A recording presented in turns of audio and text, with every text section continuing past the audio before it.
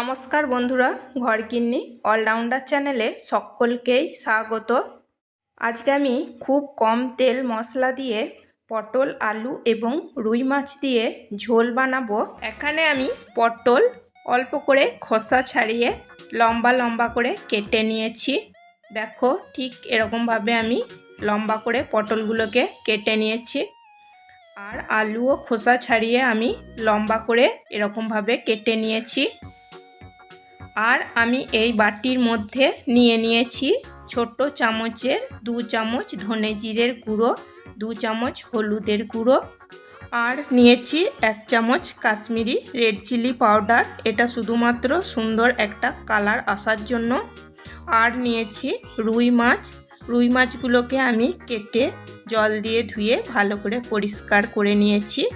এখন আমি প্রয়োজন মতো লবণ এবং হলুদ দিয়ে ভালো করে মাছগুলোকে মেখে নেব। ভিডিওটিকে স্কিপ না করে শুরু থেকে শেষ পর্যন্ত দেখার জন্য অনুরোধ রইল। আর আমার এই রেসিপি যদি তোমাদের ভালো লেগে থাকে তাহলে একটা লাইক, কমেন্ট, শেয়ার আর আমার এই ছোট্ট চ্যানেলটিকে সাবস্ক্রাইব করে আমার পাশে থাকবে। রুই মাছগুলোকে লবণ এবং হলুদ দিয়ে আমি ভালো করে মেখে নিয়েছি। বাটির এই মশলাটাকে আমি জল দিয়ে ভিজিয়ে ভালো করে চামচ দিয়ে মিশিয়ে নেব। মশলাটা এখন ভেজানো থাক, ঠিক সময় মতো আমি রান্নায় ব্যবহার করব। কড়াইতে আমি সর্ষের তেল দিয়েছি, খুব বেশি পরিমাণ নয়, দেখতেই পাচ্ছ আমি কম পরিমাণে সর্ষের তেল দিয়েছি। এই তেলটাতেই আমি মাছ ভেজে নেব এবং ঝোলের আলু এবং পটলও ভেজে নেব। আমি হাই ফ্লেমে তেল খুব ভালো করে গরম করে নিয়েছি। এখন আমি মাছগুলোকে ভেজে নেব। মাছ ভাজার আগে তেল খুব ভালো করে গরম করে নিতে হয়, না হলে নিচেতে লেগে যেতে পারে এবং মাছগুলো সব ভেঙে যেতেও পারে। এটা তোমরা সকলেই জানো। নিচের দিকগুলো একটু ভাজা হয়ে গেছে, এখন আমি উল্টে দেব। উল্টে পাল্টে মাছগুলোকে আমি ভেজে নেব। গ্যাসের ফ্লেম হাইতে রাখবো। মাছগুলোকে আমি খুব বেশিও না আর খুব কমও না, সেরকমভাবে ভেজে নিয়েছি। মাছ ভাজা হয়ে গেছে, নামিয়ে নেব। মাছগুলোকে আমার সব ভেজে নেওয়া হয়ে গেছে। কড়াইয়ের বাকি তেলেতে আমি আলুগুলোকে দিয়ে হালকা করে ভেজে নেব।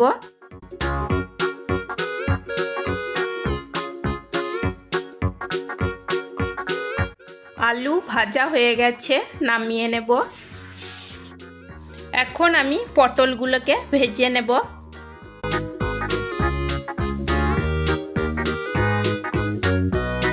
পটলগুলোকেও আমি ভালো করে ভেজে নিয়েছি।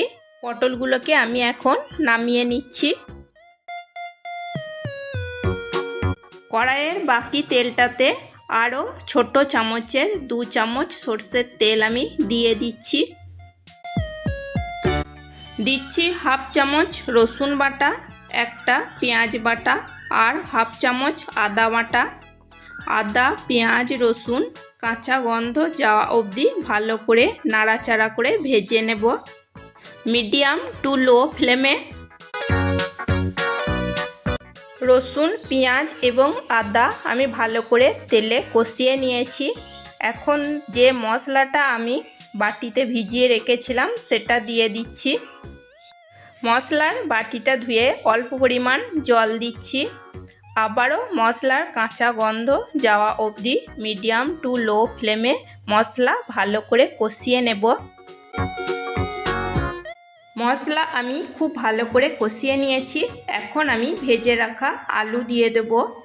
ভেজে রাখা আলু দিয়ে নাড়াচাড়া করে 2 মিনিট মিডিয়াম টু লো ফ্লেমে কষিয়ে নেব। 2 মিনিট আলু মশলার সাথে আমি ভালো করে কষিয়ে নিয়েছি। এখন দেব প্রয়োজন মতো গরম জল। আমার এখানে একটু বেশি পরিমাণ ঝোলের প্রয়োজন, সেই জন্য আমি একটু বেশি জল দিচ্ছি। তোমাদের প্রয়োজন মতো জল দিয়ে নেবে।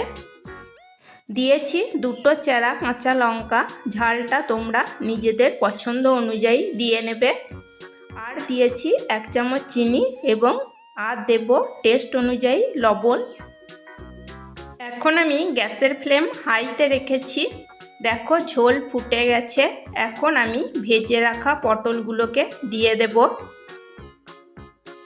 পটল দিয়ে ভালো করে নাড়াচাড়া করে নেব এবং আলু ভালো মতো সেদ্ধ হওয়া পর্যন্ত রান্না করে নেব। হাই ফ্লেমে আমি 10 মিনিট রান্না করে নিয়েছি। আলুও ভালো মতো সেদ্ধ হয়ে গেছে।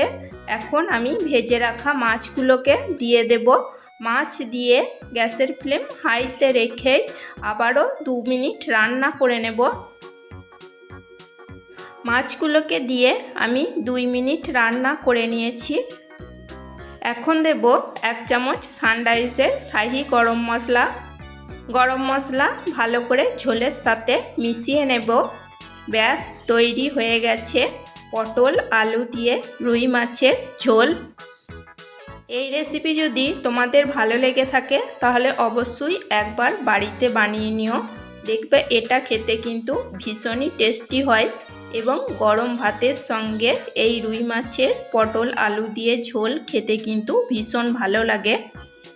লাইক করো, কমেন্ট করো। তোমাদের লাইক কমেন্ট আমার কাছে ভীষণই গুরুত্বপূর্ণ। আজকের মতো এই পর্যন্তই। আবার আসবো অন্য কোনো নতুন রেসিপি নিয়ে। সবাই সুস্থ থাকবে, ভালো থাকবে। চলো টাটা, বাই।